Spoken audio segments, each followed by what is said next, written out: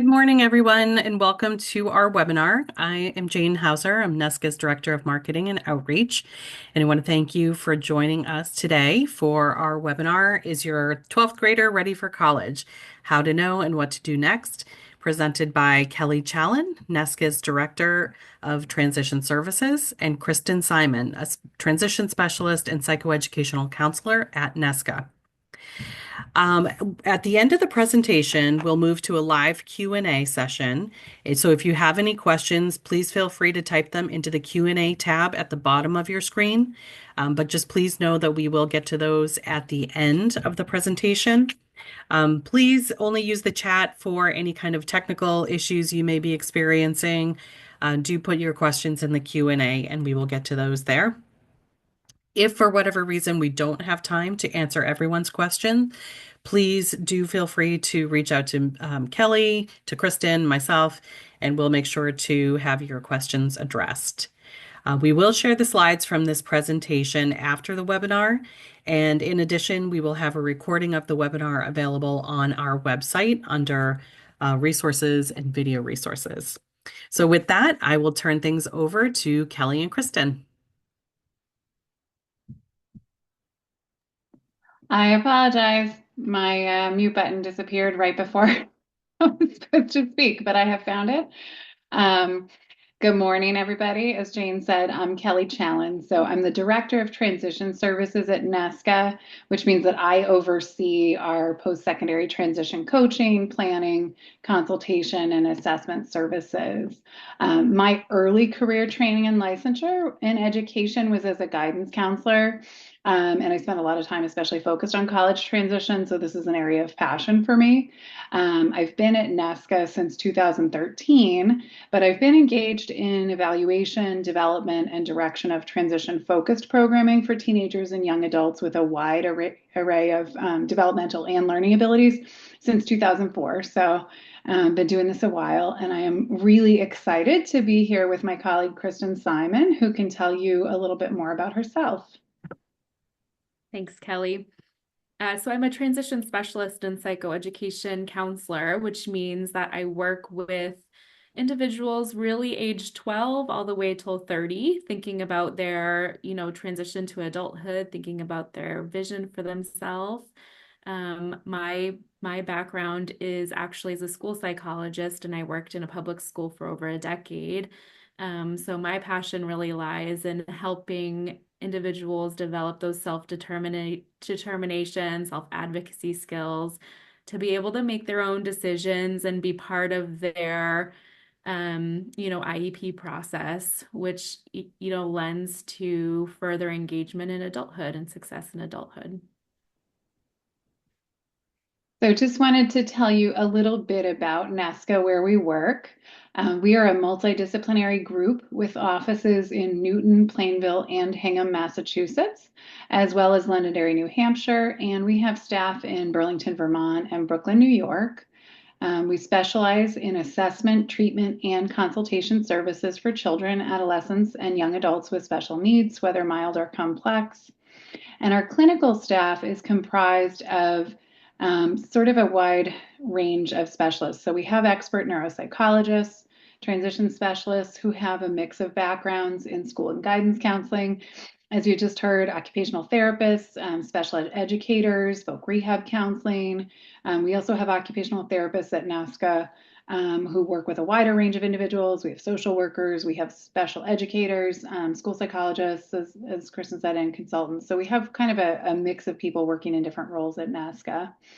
NESCA was founded in 2007 and started just as a neuropsychology practice, but we've had transition specialists on staff and offered transition services since 2009.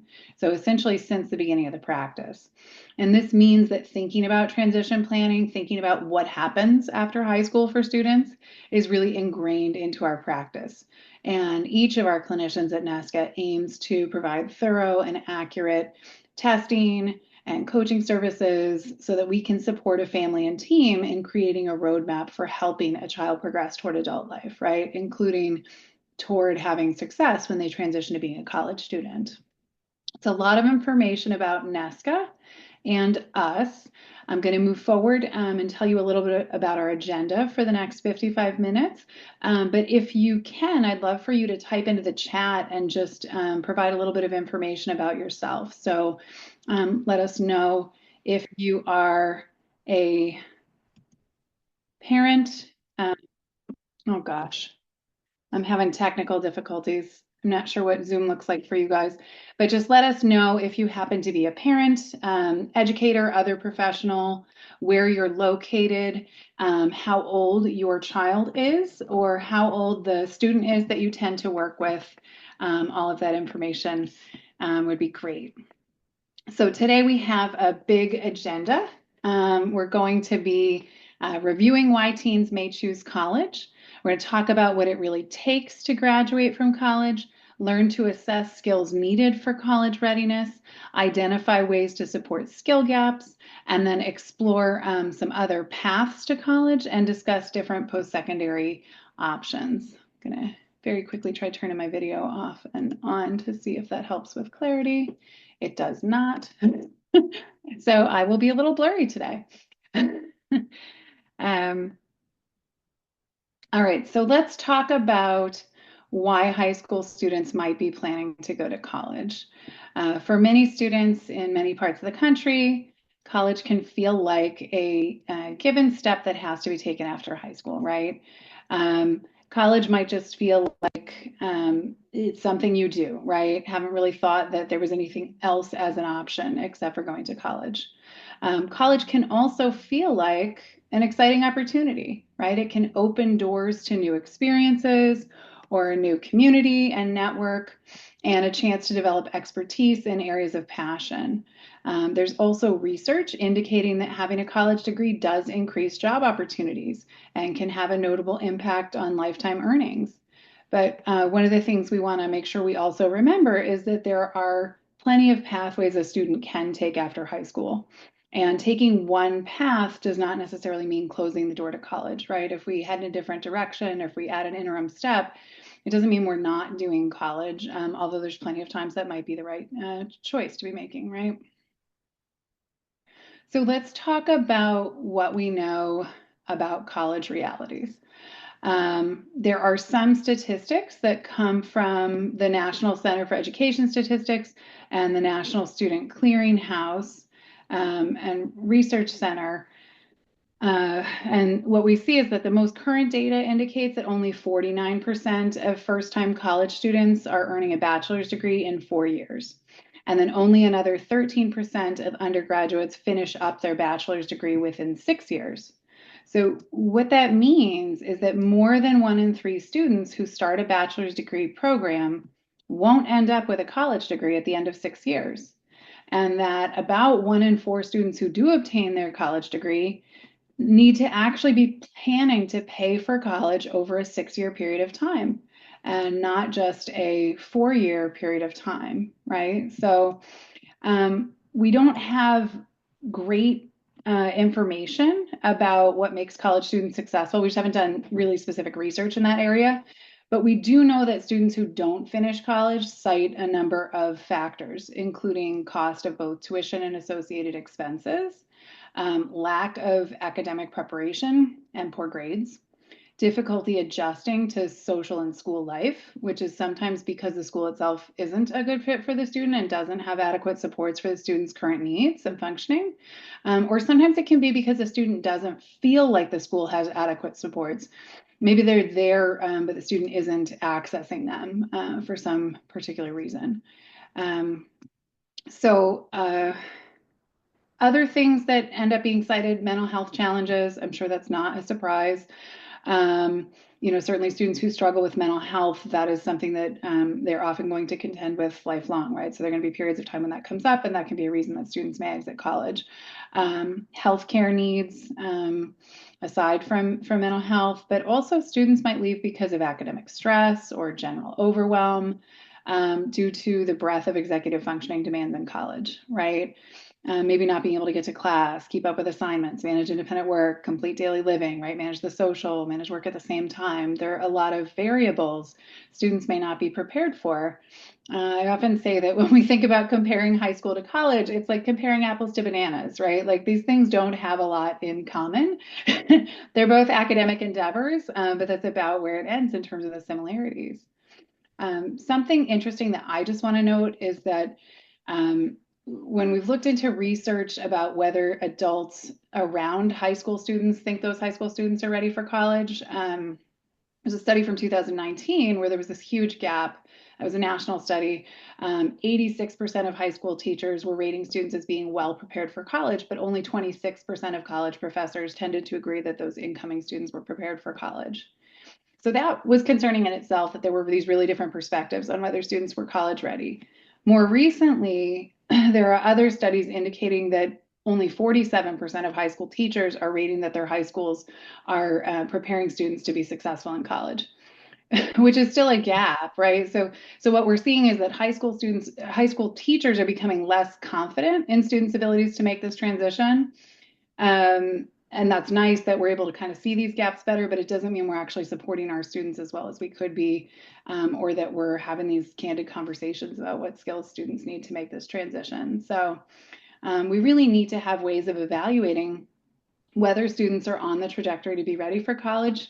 And we also need ways to assess in 12th grade whether students who are planning to start a bachelor's degree program, whether that truly is the next logical step for that student or something else might be needed. So I'm going to turn it over to Kristen, who's going to talk you through a number of domains and skill related questions that can be used for assessing college readiness. Okay. So when we're thinking about if your 12th grader is ready for college, the first thing we often assess is, are they prepared academically to take on college coursework? And this can mean a few different things. The first would be, are they capable of really digesting large amounts of information and thinking about it critically? This has to be done both independently through reading text, but also within class discussions or during lectures. Students might be required to read upwards of 500 pages of text per week in college. They're likely to be expected to pull from different sources and write cohesive and organized papers, sometimes up to 10 pages, as some of us can remember. And they'll be expected to do independent research on concepts in between classes. The second part of sort of being prepared academically is how they develop some of these strategies to learn and be responsible for their work. So do they have strategies to prepare for tests that are effective? Can they take notes that are meaningful to them? Do they know how to track assignments and manage deadlines, especially for long-term assignments?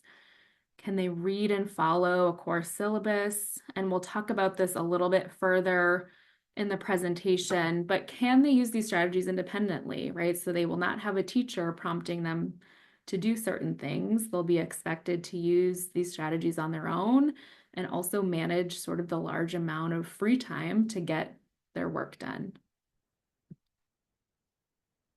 In addition, there's some skills that are often a second thought, but equally, if not sometimes more important to college success than being prepared academically. And these are sort of the four quote unquote non-academic skills that we'll be talking about today. So independent living skills, self-determination, social emotional skills, and executive functioning.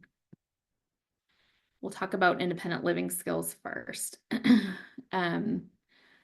For many students going off to college, this means a few things. You're now living in a college dorm room or some version of shared living. But even bigger than that is, for many students, this is their first time living outside of the home. So they'll need to be able to perform some of these daily living skills with a level of independence. One of the most important things, and sometimes the hardest, is to be able to wake up on your own. Mom and dad or a caregiver won't be there to pull you out of bed. Can you set an alarm and get to a morning appointment on time? That would be one important skill to be practicing before you head to college. When you're assessing their independent living skills and college readiness, thinking about, do they have routines for basic hygiene, showering, wearing clean clothes, making sure their hair is clean, using deodorant, brushing teeth, etc. Can they do their own laundry and not just wash their clothes, but all the steps of the laundry, drying their clothes, putting it away because they'll be in a shared living space that cannot have laundry all over their floor. For many students, they have, especially the first year, might be on some sort of meal plan, but there is some expectation for even light grocery shopping or basic meal prep. So prepping a meal and cleaning a meal, cleaning after a meal, and then maintaining an organized living space. Will they be able to be a respectful roommate, and do their fair share of vacuuming, cleaning, taking out the trash, making sure their clothes are put away and their room is fairly organized. We understand their teens, this won't be perfect, but do they have the skills to do so and the awareness that they need to do it every now and then when it's getting out of hand? The other piece of independent living skills that we like to talk about is health management. So the first one is, again, they're teens. This is not going to be perfect, especially as they're making the transition to college, but do they have a basic understanding of what it means to have some healthy habits for nutrition, sleep, and exercise? And are they able to recognize and recalibrate when they've, had a few days of terrible eating or bad sleep and it's starting to affect their mood or their attention? Can they recalibrate after that? We want to make sure that teens heading off to college have some basic health management skills. So knowing how to care for themselves with minor illnesses, a headache, they're feeling nauseous, have a minor cold, do they know basic first aid? But also have a support system or know when something requires more medical attention and how to get to a health center or a doctor. Those are really important skills as kids transition to college. Managing medication would be the other one that we'd talk about for independent living skills. Can your teen take their medication at the appropriate time? Will they remember to take it? Can they manage any side effects? And can they refill their prescription or alert you when it needs to be refilled? The second skill that we'll talk about is self-determination. So this is a set of skills that allow someone to make their own decisions, engage in goal-directed and autonomous behaviors. It does take into account really being aware of your needs, advocating for yourself, and your motivation and attitude towards learning and growing. Self-determination is one of those skills that lends to greater levels of success and engagement in their own lives and their own decisions. So these are important skills that we want them to be practicing in high school and as a young adult. Some of these might be self-awareness. So really understanding your strengths and limitations, what works for you, what doesn't, being able to advocate for yourself, the self-regulation skills, having an internal locus of control. So my behavior and attitudes can shape my path forward. Somebody else is not controlling the decisions that I'm making or the outcomes. Being able to make informed decisions, solving problems, setting goals and making plans to attain them, having a growth mindset and being able to persevere.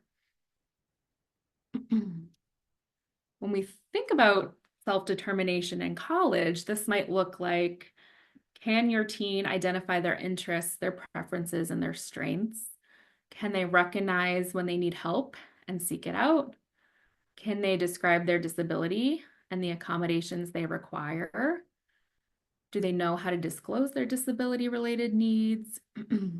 Being able to practice going to a disability center and asking for the accommodations that they might need. Have you seen them be able to make and set and attain some realistic goals? Can they relate some of their preferences and strengths to specific careers I've researched? And can they link college coursework or areas of study to their career preferences?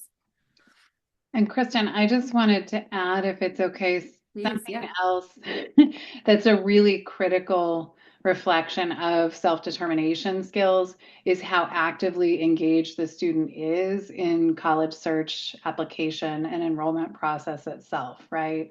And whether the student can manage those activities with some level of independence, right? So like they should be driving that process and seeking help from other people around them. The reality is the application process is designed to be something that students should be able to complete on their own. There are lots of reasons we engage other support professionals in that process, but if everyone else is working harder than the student is, that is data, right, around thinking about the student's readiness. So I just wanted to add that in because we didn't have it on the slide.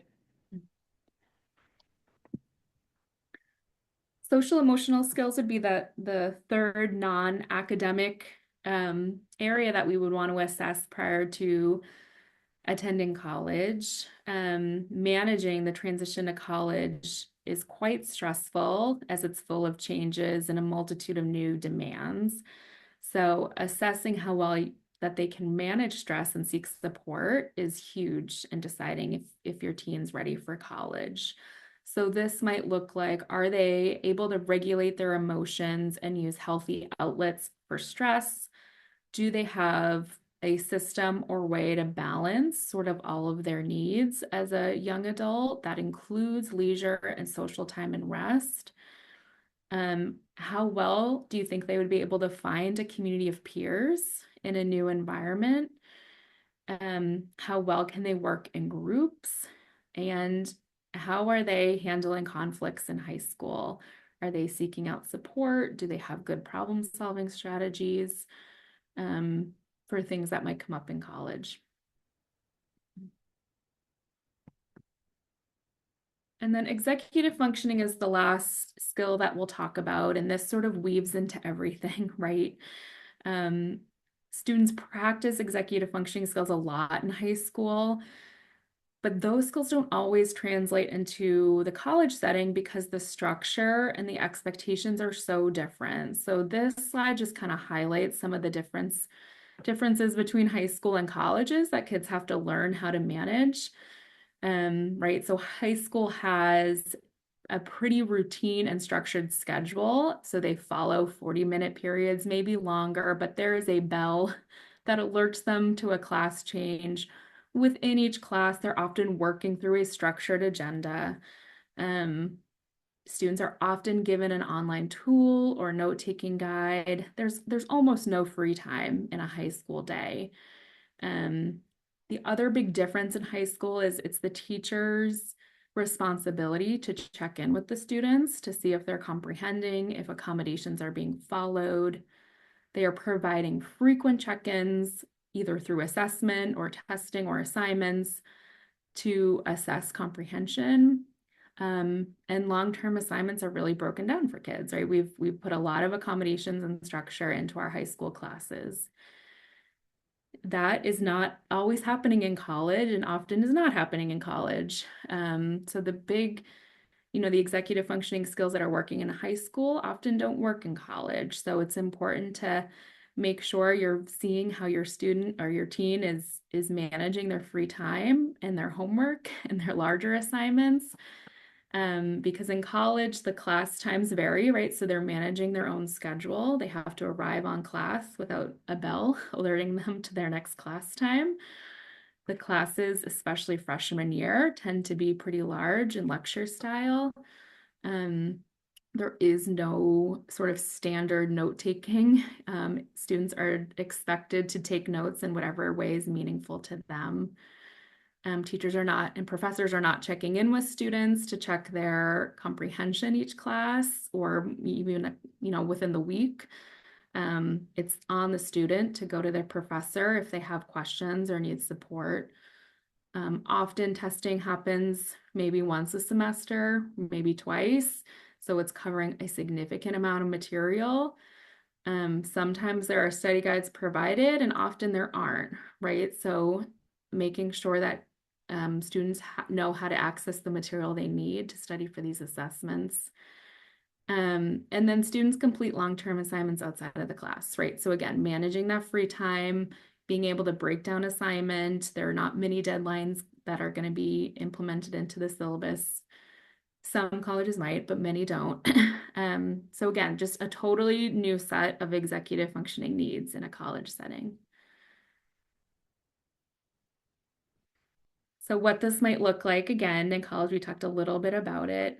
Executive functioning impacts everything, right? So it impacts an academic performance, but it also impacts independent living skills, it impacts social emotional needs, it impacts self-determination and decision making. So there's some specific questions that you want to make sure you consider when you're thinking about the transition. Can they schedule and manage their time effectively? Time management can be one of the most significant challenges that, kids face because they're not expected to manage their time a whole lot in high school. Um, can they minimize distractions and stay focused on tasks? So being able to create a structured, quiet environment to be able to study and get work done, as there's lots of social events, distractions, new friends, a lot of things and people pulling your attention in different ways. Do they have reliable systems for organizing their projects and materials? Can they break down, like we talked about, large projects on time? Do they have strategies to tackle boring or tedious tasks? College coursework is not always exciting, but it has to be completed. And how are they in pausing and not making impulsive decisions? Or are they considering their consequences before they're making decisions? Because there are long-term consequences in college if there are some impulsive decision making academically, socially, and personally.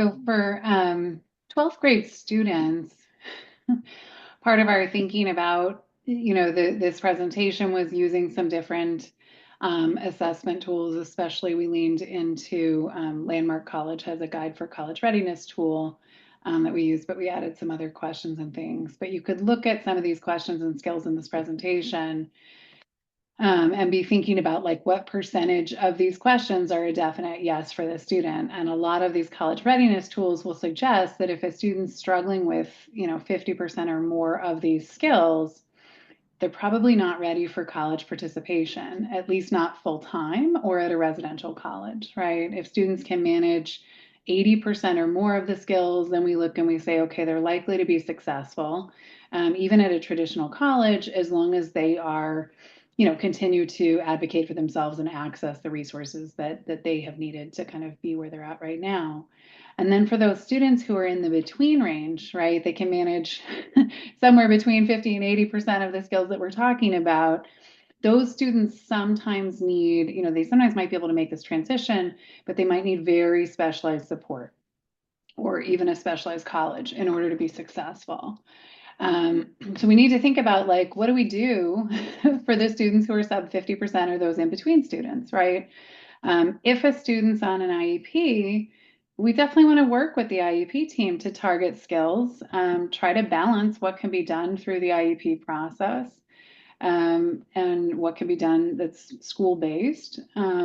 What else could be done at home, right? There's a lot we can work on for executive functioning, self-determination, life skills at home. Sometimes parent training might be needed to do that, right? And then we also have to think about what might be better supported through community or private resource, right? So we have that discussion with the team in terms of here are the skills that we're seeing as challenges. How are those going to be tackled in a collaborative way? It is critical to think about the skills that still need supporting for a student and how those skills might be addressed or might still need addressing when a student is in college, and to make sure that we're doing really detailed research to understand what supports are available specifically through a potential college, what else requires supplementing, and you want to have an understanding of how rigid or flexible a college is, how many students with similar challenges have already attended that college, how have those things been supported, but really trying to think about what's the fit between the students' needs and functioning and what's available in the college. If you aren't 100% sure how a student's going to perform some of these skills, sometimes that comes up. We just get like an, I don't know. I don't know if my kid can actually read 500 pages a week, right? We haven't tried that. If you're not sure, it's a great idea to try participating in a college course before jumping all the way in, right? Students can dually enroll or participate in early college or enroll in a community college class or take an online class or look at another option for gaining college experience. The one caveat I say is I just used a lot of vocabulary and we use different terms for participating in college as a high school student, depending on where you are in the country. So it's really thinking about like what are the options local to you and within your state for a high school student to be able to try a college course before they have exited high school. Um, and there are some times that a student is just going to need external support, right? As Kristen was talking about before, I mean, the executive function demands in high school are just different than the executive function demands in college. So we might need to be doing slightly different activities with a tutor and executive function coach to be building those college skills. Sometimes things that parents could have taught when students are younger, students just don't want to hear from their parents in the teenage years. And so sometimes you need an external support because that's who the teenager is going to be willing to listen and work with, right? So we have to, again, look at what are we learning through asking some of these assessment questions and what's needed, and also what support may be needed in an ongoing way. When I think about, some students are just going to need additional tutoring and coaching in college that's external to what's even available on most college campuses. If that's the case, there's a cost there, and you need to add that cost into your total college budget, right? We need to really be able to think about what our options are for supporting, for bridging some of these gaps now, but also supporting remaining gaps when the student does make a transition. Kristen actually developed this slide, but I'm going to talk about it since it came from a blog article that I wrote. So this was a blog I wrote about the myth of four-year college degrees taking 4 years, because as I showed in some of those earlier statistics, they often take longer than that. So it's so important to rethink our approach to the college process, right? One idea is that instead of spending vast amounts of time and money finding the perfect college for a student to complete a bachelor's degree at, we might want to first consider whether there might need to be like the right college for the student to learn to be a college student at, right? Almost like like college as a staircase, as opposed to just a one-step process. Students could begin their college experience online or at a local college, a community college, state college, and then transfer once foundational college skills have been developed and practiced. They might be able to complete general liberal arts requirements, again, like in a more cost-effective or more local manner. Sometimes that's also important because some of our students tend to do really well in the stuff they're interested in and not as well in the stuff they're not interested in. And so being able to tackle some of those general liberal arts requirements in a more affordable way can be useful, because those just might not be the courses that the student really jumps into wholeheartedly, right? These kinds of approaches could allow a student to progress forward and also to continue to explore which academic courses are really going to speak to them, right? So the student who's maybe not 100% sure in what they're going to major in, this sort of different type of approach might also give them some time to dabble.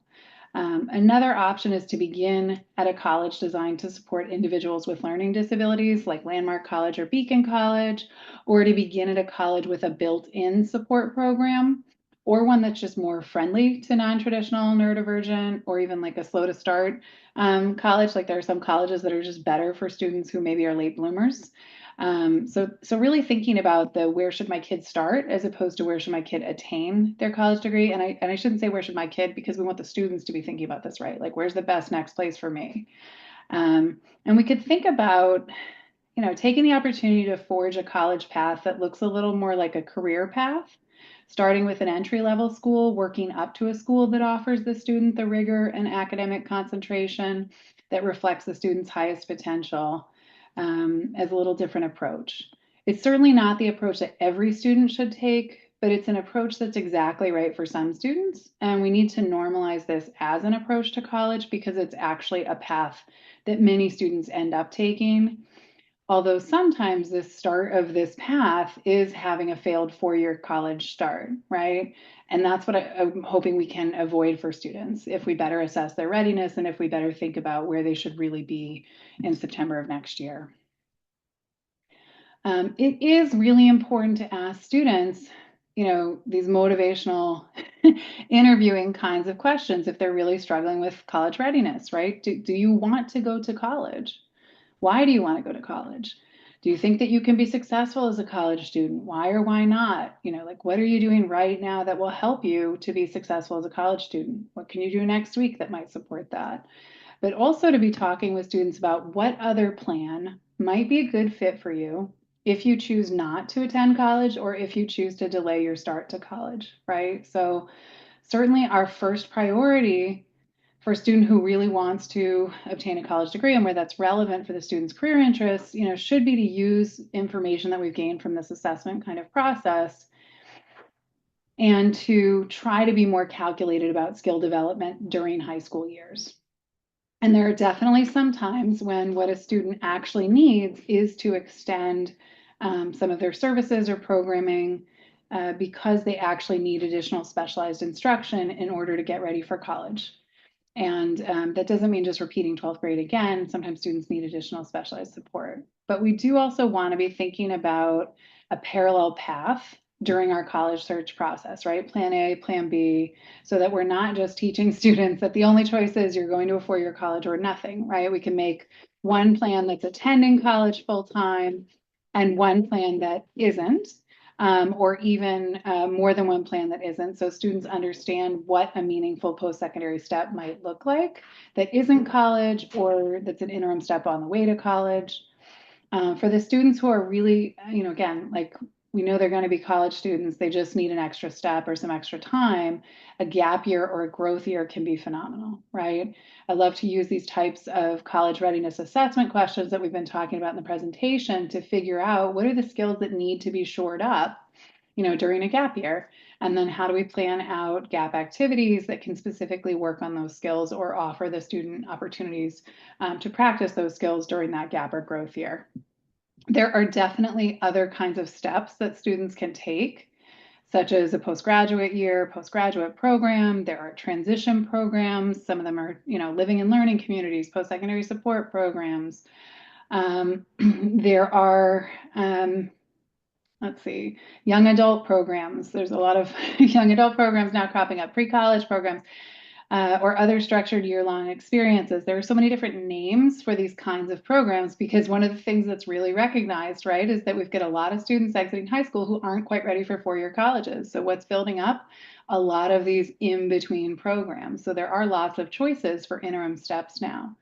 And the other thing to think about is that the sort of those bullets that I've labeled interim step, those can be designed to help a student specifically build and shore up skills for college, but they can also be additional time for self-exploration, where you might be then applying for college at that time, or it might be time to test out, again, trying a college class while trying some other activities, trying other kinds of training, figuring out sort of what the next step for you as a learner or, eventually as a worker is going to be, right?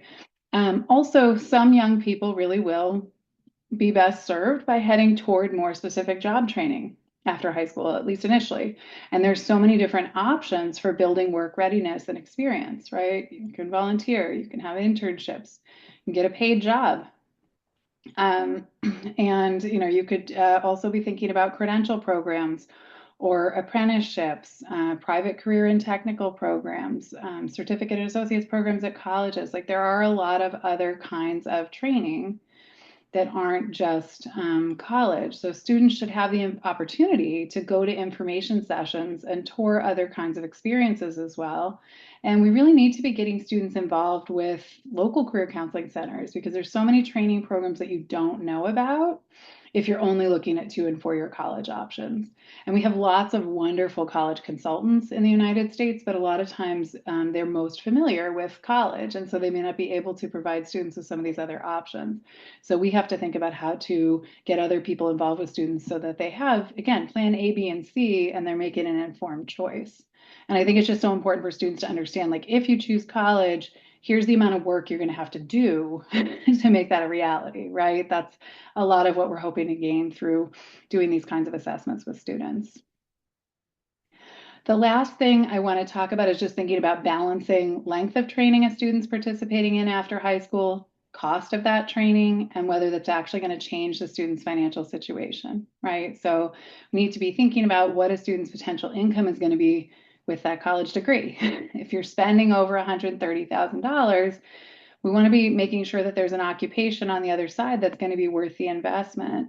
And again, remembering that a little over 50% of college students aren't finishing in 4 years. So we're not just talking about budgeting or taking out loans that cover 4 years of a degree. It could be 5, it could be 6, it could be more, right? So we have to really be taking that sort of like cost and balancing it with potential gains. There are definitely a lot of occupations that you can earn a living wage and not have to commit to 4 years of college.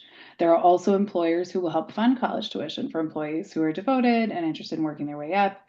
It's always important to consider also, just like to say, right, student debt. So we don't want to spend a lot of time on talking about that, but if possible, a student should try not to be taking out more cumulative student debt than the average salary of the occupation they're going to school for, right? Then, so what I would earn in a year, am I taking out more debt than that? Because that's just going to be a really difficult hole to dig out of.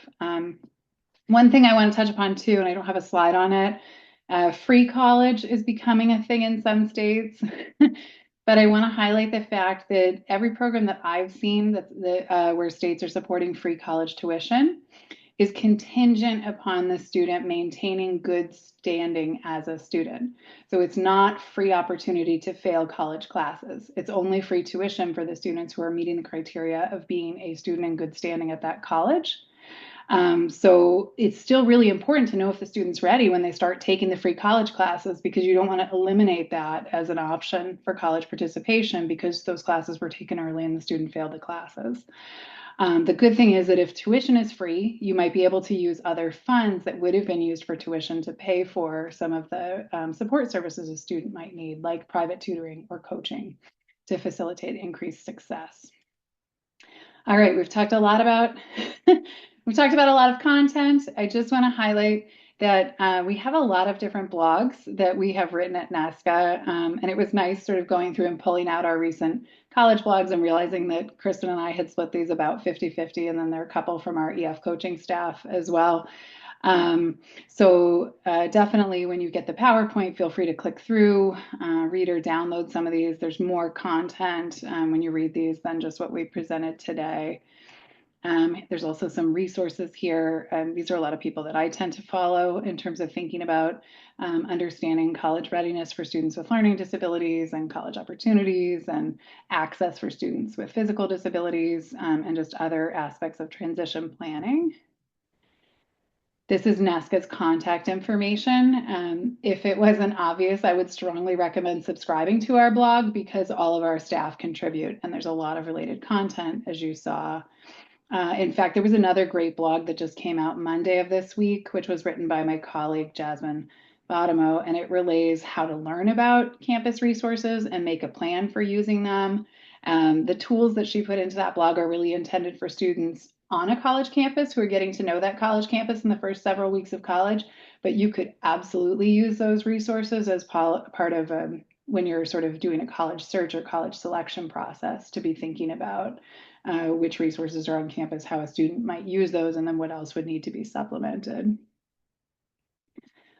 So I think we've left a good amount of time for questions. Feel free to ask us about anything we've presented or any other sort of transition service, college planning questions. And if you can, just please try to make those questions general enough that everyone in the audience can benefit. And please remember that we're live streaming the presentation and we'll try to censor information on our side too. Great. So we do have a number of questions already. How can we turn these college readiness academic skills into IEP goals for students who were segregated? Sorry. Yep. And then, yep, that's the question. How can we turn these college readiness academics into IEP goals for students who were segregated? I mean, I can talk, but Kristen definitely has so much experience from her school psychology front. I think one of the reasons we did provide this presentation is thinking about just that, right? Like, what are some of the questions that we know impact college readiness? So if we take something like, being able to write a research paper, and then backing that up to whatever the student's current performance level is with being able to do some of the activities needed to complete that type of task. I'd want to see those as objectives in an IEP for a student if that's something that we're really striving for and that we need to be doing through the special education process. And then it's not really a question of like which placement the student is in, right? It's a question of what's in the IEP, what are the services needed for the student to be able to build those skills. Sometimes there are differences in academic expectations when you're in a smaller school setting or private school setting or a sub-separate classroom. And I think that's why we need these types of questions as litmus tests to know how well these students are progressing toward being ready for college participation.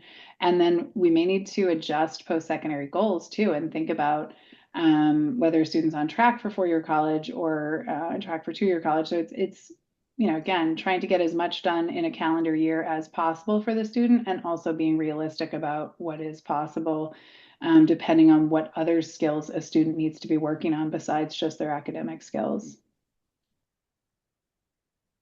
Great. When a student is taking a college course as an IEP education post-secondary goal, what is the role of the transition specialist? Should they help with EF skills, coaching, tutoring, etc.? Do you want me to take this one, Kelley?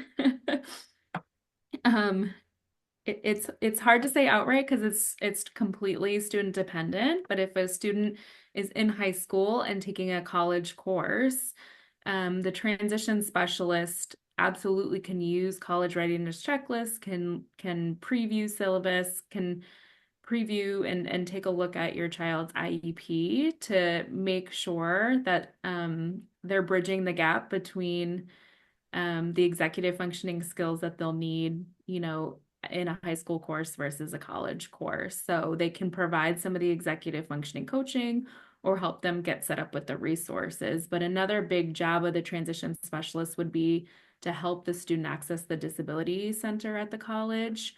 So having meetings with the college disability services to see what supports they can access as a college student, and making sure they help the student take advantage of what those are.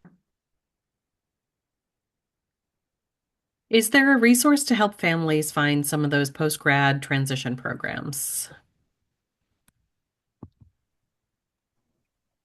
So there may be another professional who knows of one specific resource that does that. I haven't found one specific resource that actually is comprehensive.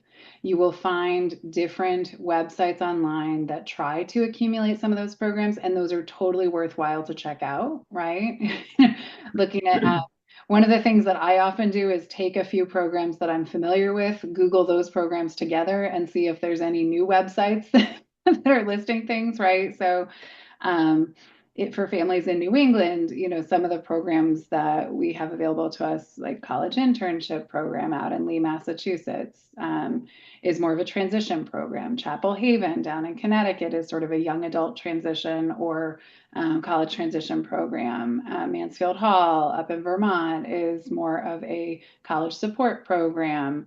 Thames Academy or the transition year at Landmark College are sort of these transition to college programs, and plenty of our high school programs offer, postgraduate programming, and that's just a handful. I know I'm leaving programs out when I say that, but that is often something we do as consultation at NESCA is that sort of in between consultation where we're not necessarily doing college consultation at the same level as some of the wonderful college consultants we have in the country, and we're not doing not doing like private school consultation the way some of our consultants do, but this sort of in between step consultation, figuring out whether a step is needed, what that step should look like, and what kinds of programs might fit that is something I think we do well, especially if people are looking at programs in New England. But there are, College Living Experience has sites all over the country.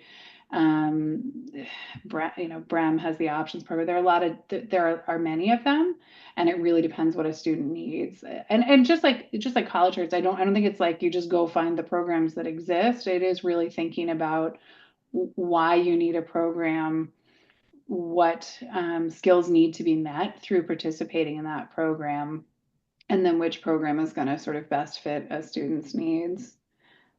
So that was a long answer, but there's a lot you can accomplish from Google, but it's the same as if you're looking for like colleges with great LD supports, right? You're going to get good lists and then you're just going to get like junk. And so there's something helpful to working with people who are familiar with the process. Okay. How much harder is transition to college from a regular high school than from a therapeutic school? I'm going to grab this one, Kristen. I would argue that it's easier depending on what's been going on for that student at the public high school. I mean, I think the reality is college is a general ed environment, right? With the exception of two colleges in this country. It's a gen ed environment. And even our two LD colleges have really high expectations of what it means to be a college student. So if you've been able to be in general education classrooms and be someone who's able to learn and complete assignments in those general education classrooms, there's a way that you're better prepared to sit in the kinds of classrooms that you might need to sit in as a college student than if you've been in a 7-person classroom where you have the ability to just get up and leave whenever you feel like it. I mean, I'm sort of overgeneralizing, but sometimes that's an option in therapeutic settings, right? So I think it's a little bit the opposite, that it's harder.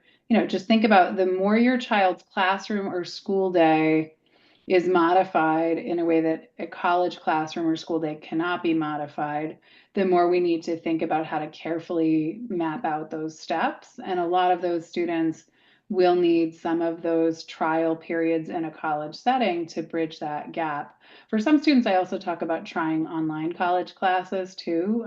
Like some students are in really, really small environments because that's just the best way for them to learn. And sitting in even a college seminar with 10 or 20 other kids is going to be too much for them to also be learning at the same time. So what's great is we're building more and more ways to get college degrees for young people who have different social, emotional, and learning profiles. Um, so I guess that's the best way I can answer that question. Kristen, I don't know if you have other thoughts about the difference between being in public versus more of a private school. No, I agree with everything you said, Kelley. I think what you said makes a lot of sense. Is there utility in repeating neuropsych assessments prior to entering college to help identify resource needs? Go, Kristen. There can be. If you're looking to access, especially accommodations, they're going to be asking for some recent testing. It does not have to be neuropsych testing, but it needs to be pretty recent testing. If your student's college readiness has not been assessed, again, it could be a transition assessment or a neuropsych, but having some data around what they're currently able to do independently and what they're still not able to do will help you and your team really think and carefully plan for external supports or researching colleges that provide the right supports for your team. Yeah, and I think Go ahead. I just find it so important to emphasize this, and I know that one of Kristen's blogs that we cited covered this, but something that is really complicated to understand as a parent, and even as a professional, right, is that you do not get a 504 plan in high school for the same reason that you might get an IEP in high school, and you do not get accommodations in college for the same reasons that you might get an IEP or a 504 in high school. Each of those different types of, we'll call them accommodation or service plans, which isn't even what you actually get in college. It's not actually a plan. Each of those is guided by really different laws. And so the criteria for qualifying for supports in high school is completely different technically than the criteria for qualifying for accommodations or a support program in college. So it's just one thing I caution, and I've seen this with very informed people who've called my office recently, where students can be provided IEPs in high school without ever actually receiving a medical diagnosis or DSM diagnosis that would be needed to qualify for accommodations in college, right? And so you very well may be being provided with services, but not have the actual legal documentation that's needed to get similar kinds of accommodations in college. And I won't even say services because that's not really what you would get in college. You get accommodations, right? So it's just really important to know that like we use different diagnostic labels in the different settings. We have different criteria.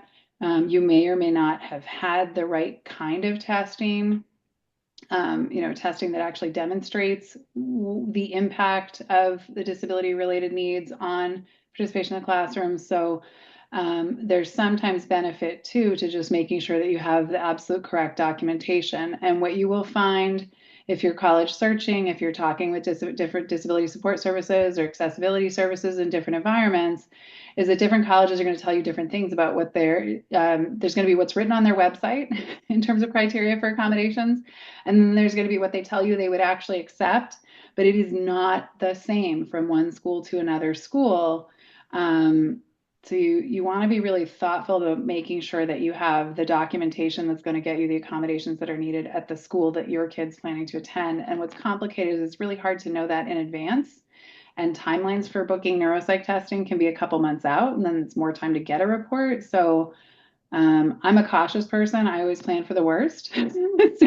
So for me, I know that I'll be getting some testing in 12th grade, but it really does depend on when that other testing was done before that, what you already have as documentation, and how much you have sort of well documented and a good understanding of the students' needs when they're making that transition. But definitely our kids change and their accommodation needs do change. And unfortunately, sometimes stuff just sits on an IEP without being changed as quickly as our kids change. Sorry for that long answer, but I just feel like understanding the difference between IDEA and ADA is so important. How do we help a senior who is unreasonable about their potential for success at college? No one wants to dash their hopes, but they aren't realistic about their abilities.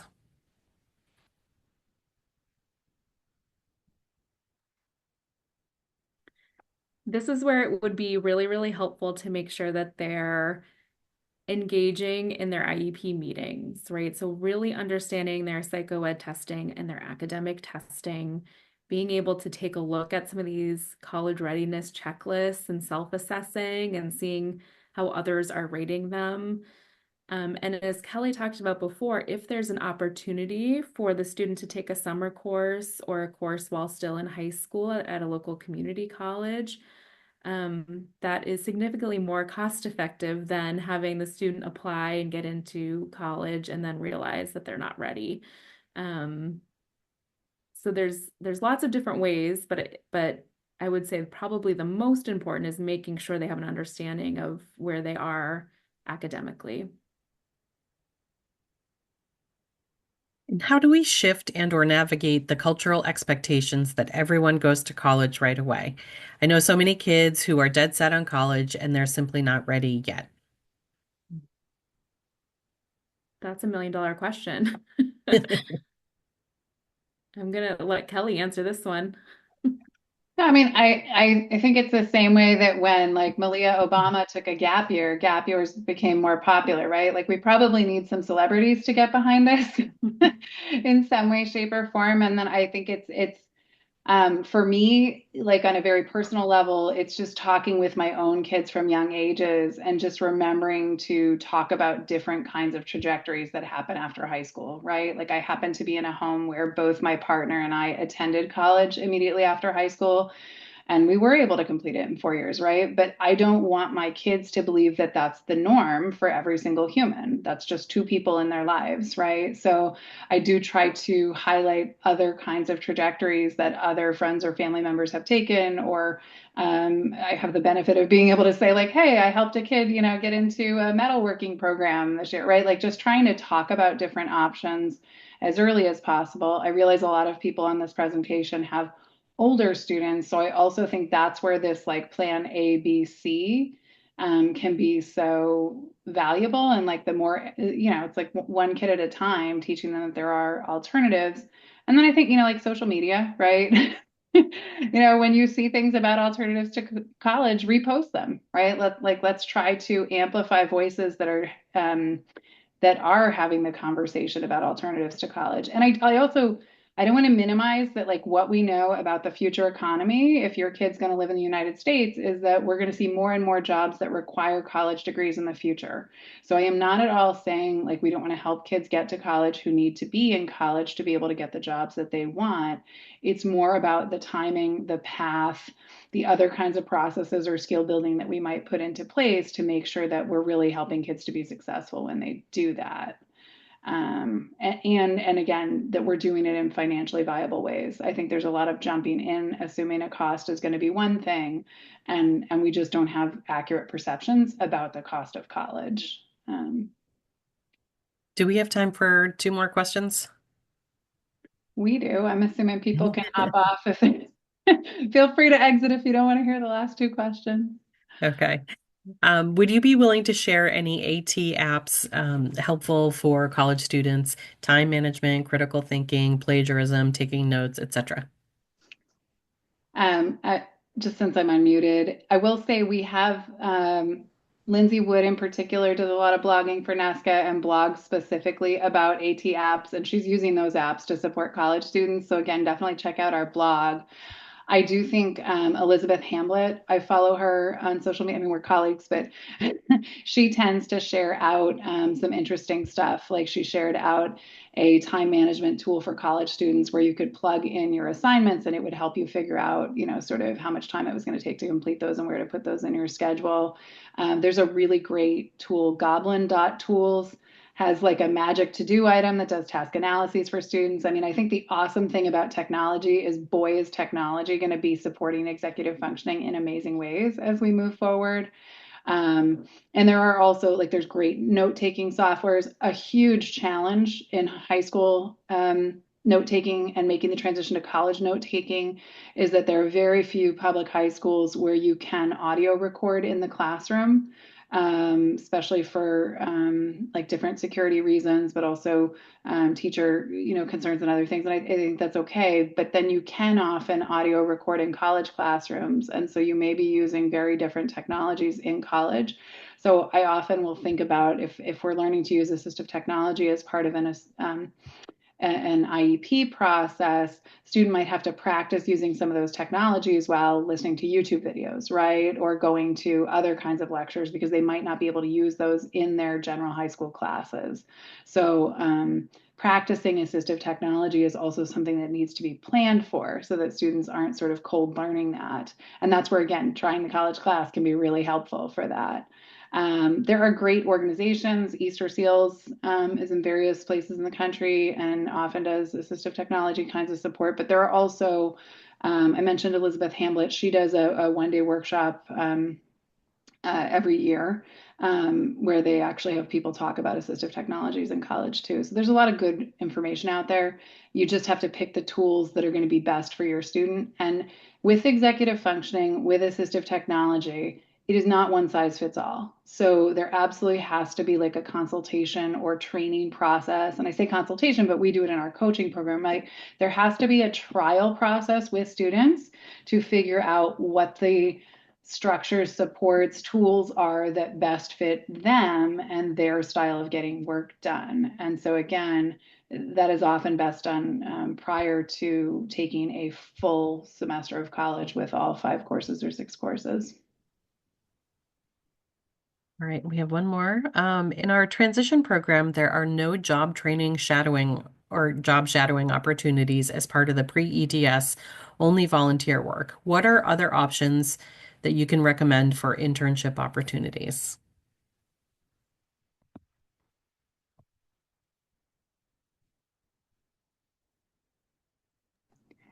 So I think this has become harder, especially post-pandemic. One thing to be aware of is that if you're working with one particular pre-employment transition service provider, and this is really Massachusetts specific, although pre-ETS is all over the country, if you're working with one provider, You can switch to a different provider. You just can't have more than one provider at once. So if there's a different provider who you talk to on the phone and they can offer more internship opportunities, you may want to look at that agency or that vendor. A lot of the vendors who deliver pre-ETS services are also vendors for adult employment options. And so some of those vendors can set up internships. They just can't do it through pre-ETS. So you may want to talk to them about whether there are other ways that schools can contract with them for internships or other ways that you as a parent might be able to work with them for internships. But internships are hard to find because of how they are defined. Like students can't be doing work that an employer would pay somebody else for. They have to be getting, credit or other things. So it just it can be hard to find good internships. I mean, sometimes I look at like, is there a paid entry level position that might be a better way for a kid to be gaining work experience or just a volunteer position? There are some other groups, collaboratives that support internships as well. So there are options, and there are like internship websites, teen internship kinds of websites where you can search for things. But it's more, I'd say, reaching out to some different vendors if you're not having success with your pre-eds vendor. Okay, and then just one quick, a couple of questions all tied into one here. What college readiness assessments can you recommend besides Landmark? I think you may have touched on that a little bit. And doesn't Salem State offer extensive supports for students on IEPs during high school? Um, there's a couple of questions there. So the college readiness assessments, I am going to just kind of refer back to some of the blogs because I know that we've pointed to some of those in our work. And there, I mean, again, just starting with the 25 items in the landmark, I think is a great starting point. Like you don't want to get so bogged down in using a whole bunch of different assessment tools that we're not helping kids get more toward being college ready. But there are definitely some other ones online that are just free. And again, we're talking about checklists. So you're not looking for like any checklist that's coming out of a college it tends to be a useful checklist. Um, in terms of getting into talking about other very specific programs, I mean, there are all sorts of different partnerships between high schools, collaboratives, and some of our state and community colleges in Massachusetts and other parts of the country. And so, absolutely, there are sometimes opportunities for students who are on IEPs to be accessing some of those partnerships. I would not, how those are structured is unique to each independent program. Sometimes the high school's having to provide more people as part of that. Sometimes the college has some resources they're throwing into that. Um, but ultimately, if you're trying to access that through your IEP process, your team really needs to be sharing information with you about what's available and what they can, again, it has to be driven by what's in your child's IEP. So you're not just going out and finding a college, it's really what's in your child's IEP. And then how can that best be met through transition services? If you're looking for other kinds of inclusive college programs, I saw somebody put in the Q&A, Think College. That is one website that has alternative inclusive kinds of college programs for students. They're often not degree-seeking programs, but some of them are. You can sort of look. And there are, we call them MACI programs in Massachusetts that are sort of inclusive concurrent enrollment for varying kinds of students. So are a lot of options as far as that, and that's really a whole nother workshop or consultation. I've seen some really good workshops on that. But then there are also some of our collaboratives or high schools have spaces at state colleges, and that's not the same as the state college itself offering some great programming, if that makes sense. I think Great. that's where we're going to end. Yeah, I think that wraps up the questions here. So thank you everyone for joining us today. And as I said in the chat, I will be sharing out via email the presentation slides, and also a recording of the webinar will be available at www.nesca-newton.com under the resources tab, and then click on video resources. Thank you.